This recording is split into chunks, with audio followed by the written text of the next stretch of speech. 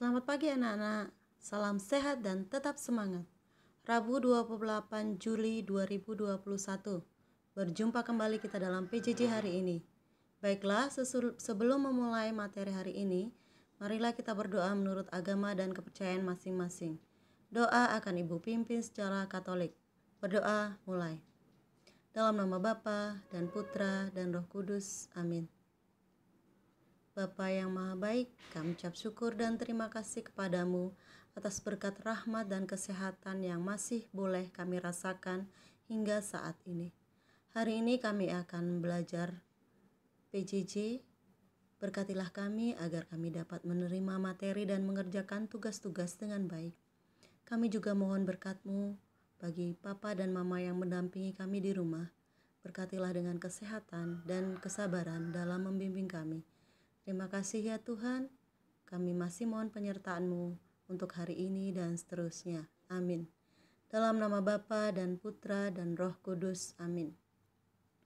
Tematik tema 1, indahnya kebersamaan. Subtema 2, kebersamaan dalam keberagaman. Muatan pelajaran bahasa Indonesia KD 3.1 dan 4.1. Gagasan pokok dan gagasan pendukung. Tujuan pembelajaran.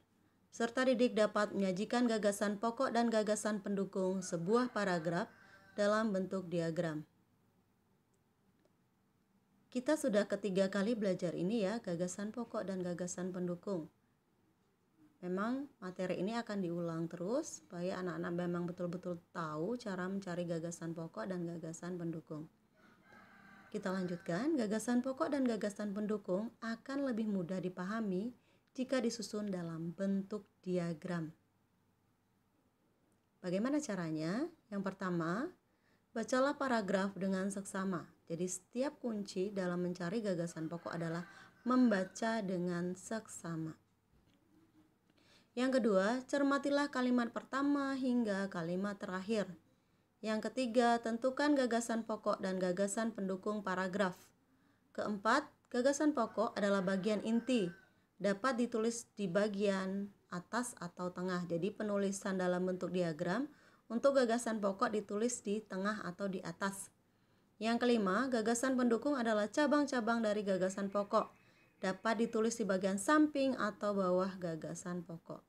Mari kita perhatikan contoh dari sebuah teks berikut.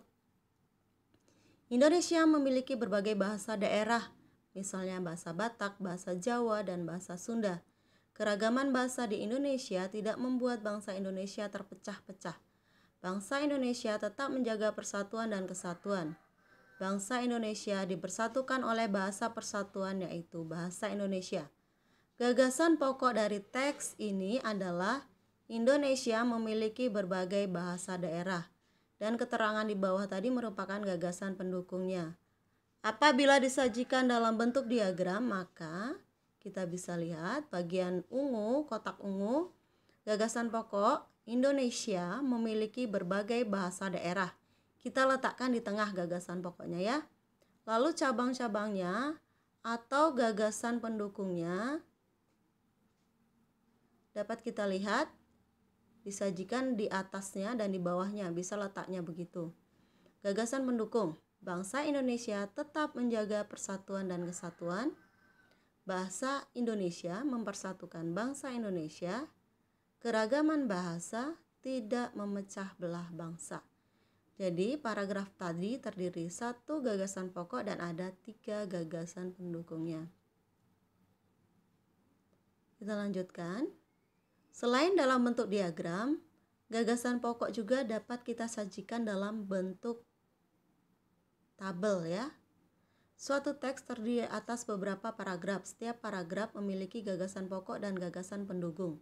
Diagram gagasan suatu teks tersebut dibuat sesuai jumlah paragraf dalam teks tersebut.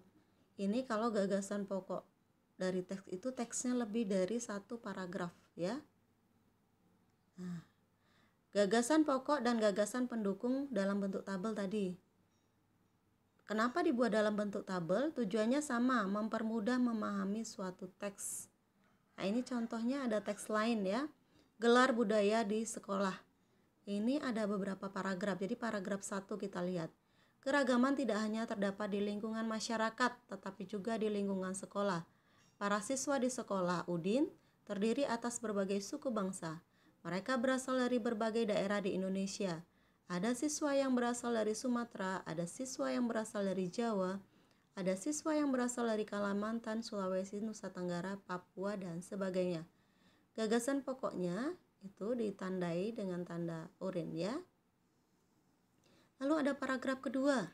Sekolah sering mengadakan gelar budaya untuk memperkenalkan kekayaan budaya Indonesia kepada para siswa.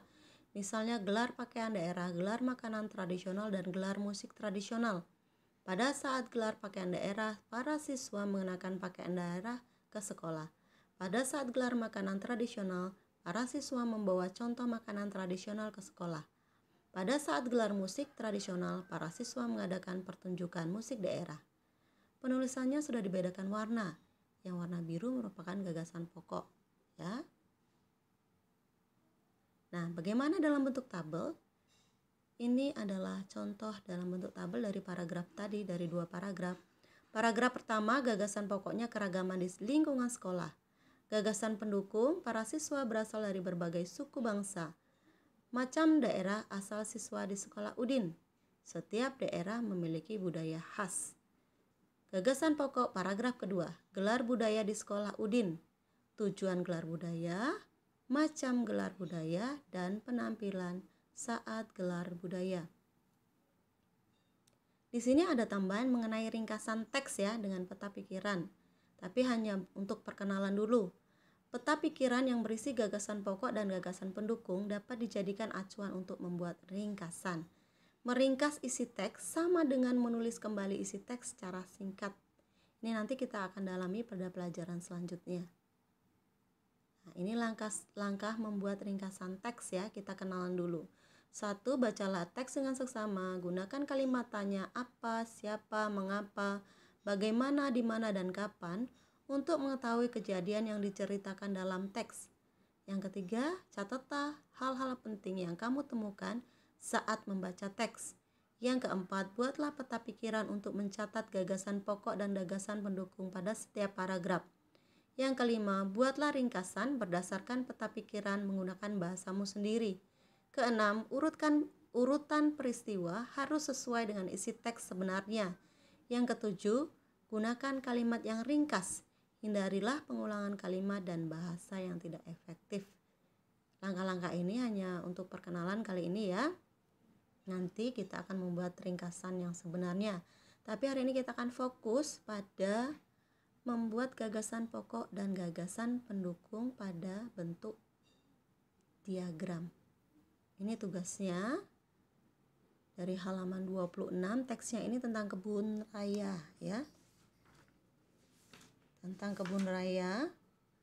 Lalu anak-anak buat di buku nomor 3. Bagaimana bentuk diagramnya? Ibu kasih contoh, ini bentuk diagramnya.